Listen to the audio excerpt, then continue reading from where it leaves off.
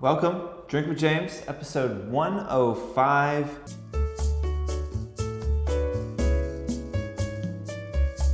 We are starting to close down on what has been a very, very busy week. We were in San Francisco very briefly earlier in the week.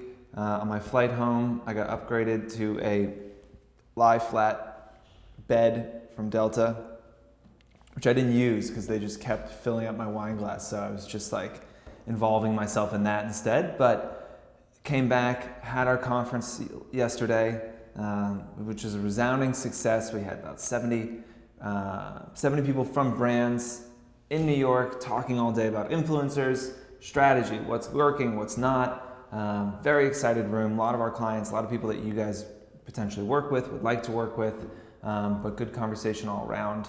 I also want to just address the elephant in the room. I am still using this hideous glass.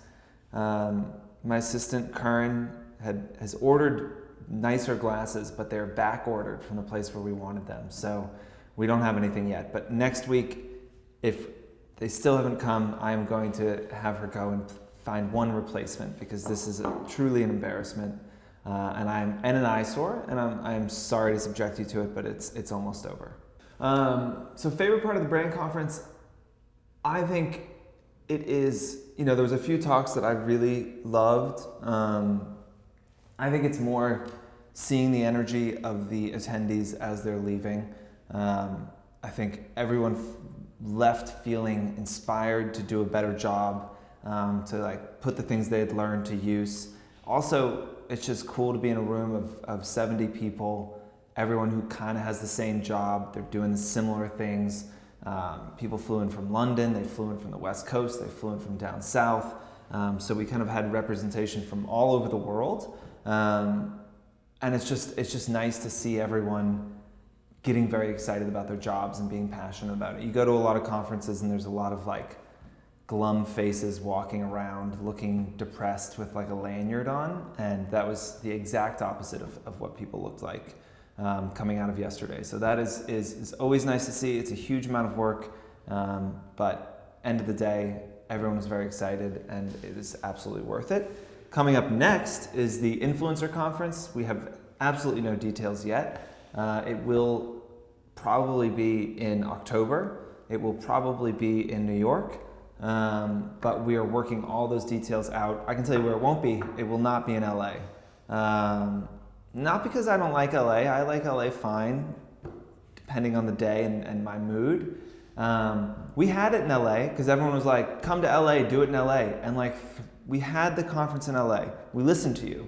And 3 people from LA came to the conference. It was fucking, I just don't understand it.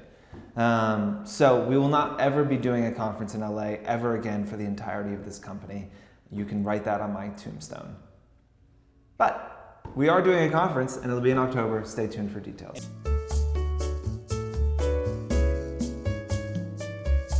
Okay, question number 1. With the proliferation of big accounts with low impressions, if I have a small account with high impressions, how do I highlight this to a brand?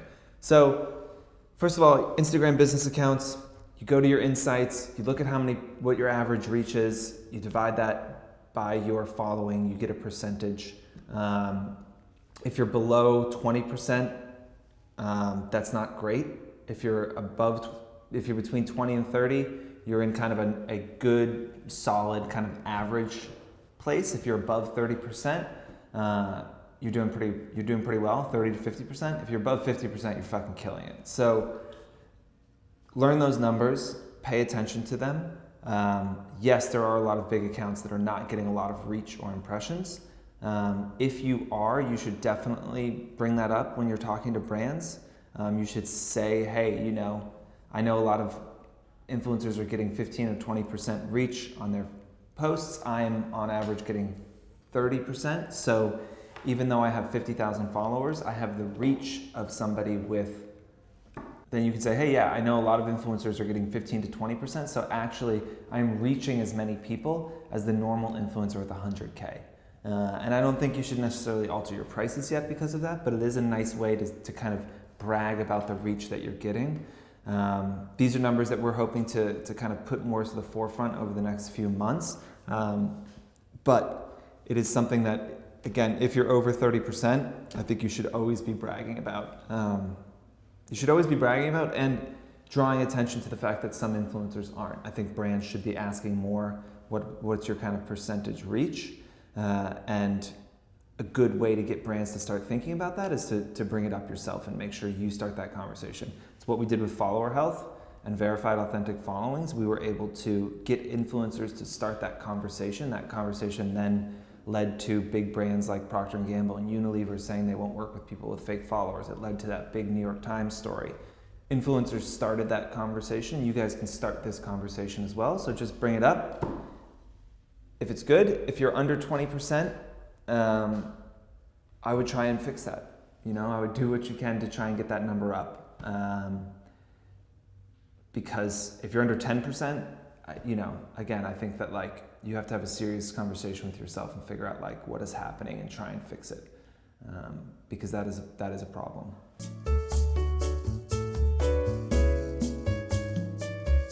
Question number 2, do you think someone with less than 10,000 followers can make it these days? Is it too saturated? Influencers, when they're like, how do I grow my following? Blah, blah, blah, blah, blah, blah, blah.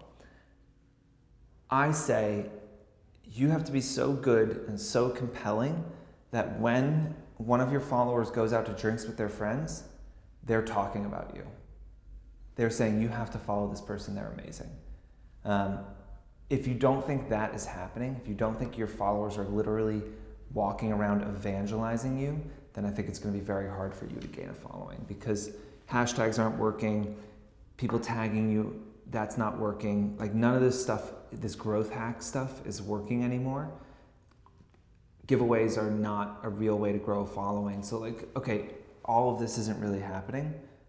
I don't know, Fohr just got tagged 4 or 5 times. We were in Carolina Herrera's stories today, 3 million followers. We'll probably get 10 followers from that.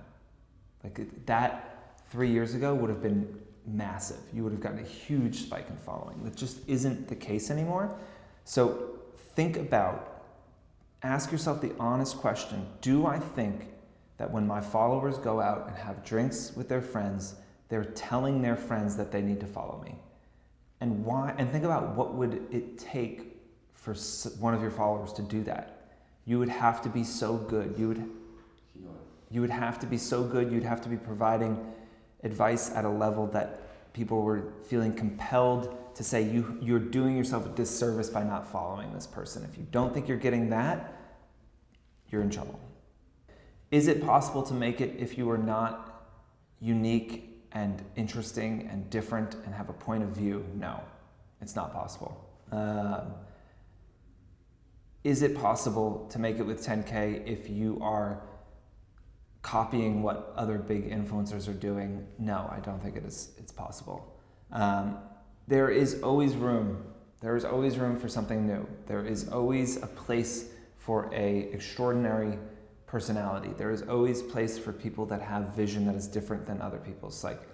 These platforms have gotten more competitive, and yes, they've gotten more saturated, but there's also so many more people using it. It's now over 1 billion people a month that are using Instagram. So capturing 100,000 of those people's attention isn't crazy. It can be done. There are new people joining Instagram all the time. There are new people signing back in and using it again all the time. You just have to have a different point of view. Something else that is interesting is that on the whole, we are seeing bigger influencers losing their following month over month. I'd say over 100K, it's 40% of influencers over 100,000 followers month over month are losing following. That number for micro influencers is 25%.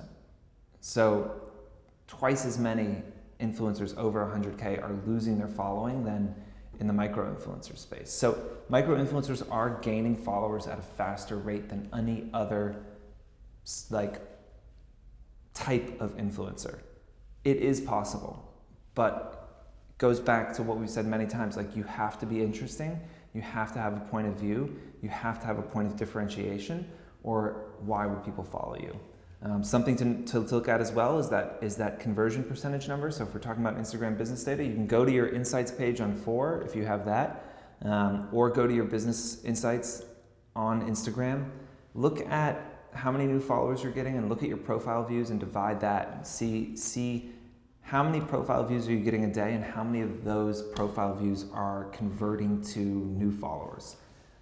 If it looks like your conversion is low, let's say less than 2%, then tweak some stuff up, change your feed, do some different things, try and get that number up.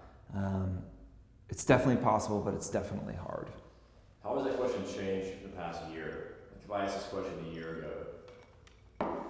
I think a year ago I would have said it's much more possible. I think it's much, much harder now.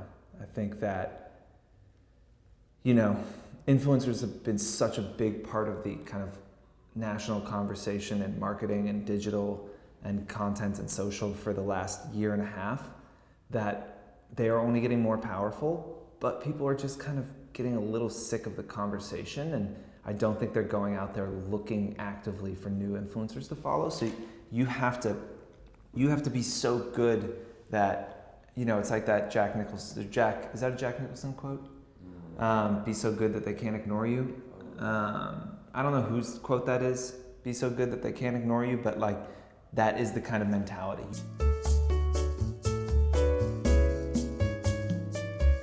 Okay, question number 3. When attending events, do you have tips on engaging with attendees? From my experience, it's slightly intimidating. Let me tell you, going up to other attendees at events and introducing yourself is one of my least favorite things to do. I totally hear you. It sucks. There's a very small percentage of the population that's just walks into a room and is like, hi, I'm this person. Hi, I'm this person. I want to meet you. That is not me. I've always struggled with it. What I have to force myself to do if I'm at a networking event is I have to set a goal.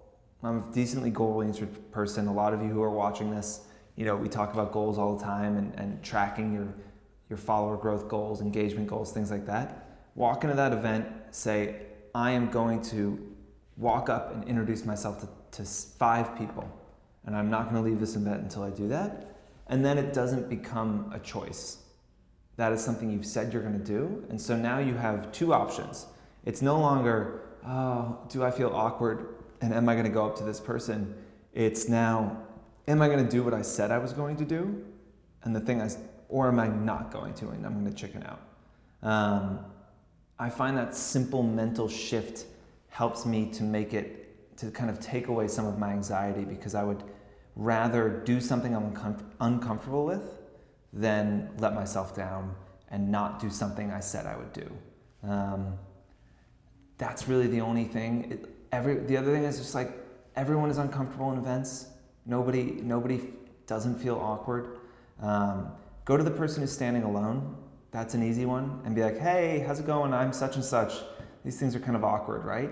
You could be honest too. Be like, oh, I always feel awkward doing this, but I told myself I'd say hi to 5 people, so I just want to come up and say hi. What do you do? These are not you're not walking into someone's house and saying hi. You're not walking up to a stranger on a street. People are at an event. They're there to potentially meet people or mingle. So it's not unexpected for you to come up to them and say hi. So set a goal, look for the stragglers, look for the people who are alone, go up and be honest. And just say, I feel really awkward doing this, but just wanted to introduce myself. And the last thing, I guess number 4, I said there was one thing, now there's 4. That's very typical of one of my answers. The last thing is that it doesn't fucking matter. You're going to leave that event. You probably never see those people again in your life. Who cares? What? What's the worst that's going to happen?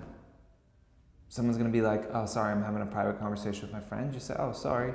Didn't mean to intrude, just wanted to say hi. Literally, there is nothing really bad that's going to happen. Nothing bad can happen. You can't even really make an ass of yourself, because the expectation at the event is that you're meeting people. So it is uncomfortable. It is awkward. I hate it. But just set a number, get it done. It gets easier with time. That is all.